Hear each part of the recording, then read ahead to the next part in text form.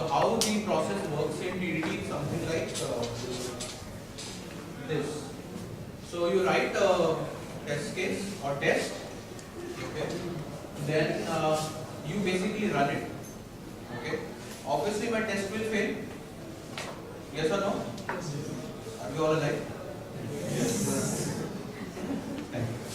So we'll write a test first, and then we'll run it. It will obviously fail, and then we'll code it. When we'll code and we'll rerun, it will pass. Right? Great. That's how the cycle works. So I will write a test, code, run. Test, run, code, then again. So this is a cycle. Okay. In the process, if you look at this part, okay, write code to make pass, you basically refactor your code as and when your test would get created. So I'll show you some bit of refactoring when I'll show you a demo. Okay, that will basically help you understanding what exactly I'm talking about. So if I look at the differences between the traditional versus projects which are driven on TDD, you will find out that there are different groups. Okay, and in the first thing, it's like you basically do all your coding first, so you test it. So it's always more time, and time with respect to cost is always proportional.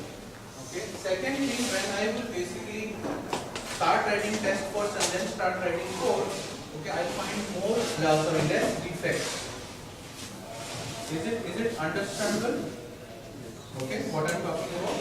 So what I'm saying is the group using test-driven development took longer. Okay, why did it took longer in terms of time? Because they wrote test and then they wrote code. However, the bugs identified later on is very less. So when I say bugs identified later on, that means cost will be lesser to fix it. Am I right? So the next slide is something like this. So when I do test later, what will happen? There is a lot of chaos at the end. Okay, so in agile teams, obviously testing will come something down, right? So when I start testing and find out more defects, what might happen? Chaos, total panic, because you have to deliver something at the end of the sprint. Now I have a question for you. Say for an example, I have a lot of defects found out at the end of the sprint. What should I do with that sprint? Do you understand sprint? What should I do with that sprint?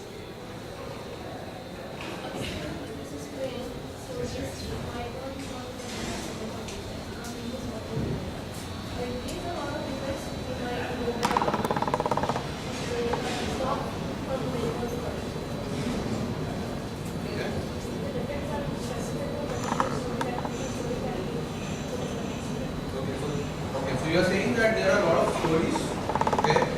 But I am saying that I have two stories that means small, but I found out many defects. Then what to do with that sprint? Should I cancel that sprint? Complete failure. Okay, so this is a question mark. We can take it later in our subsequent this thing.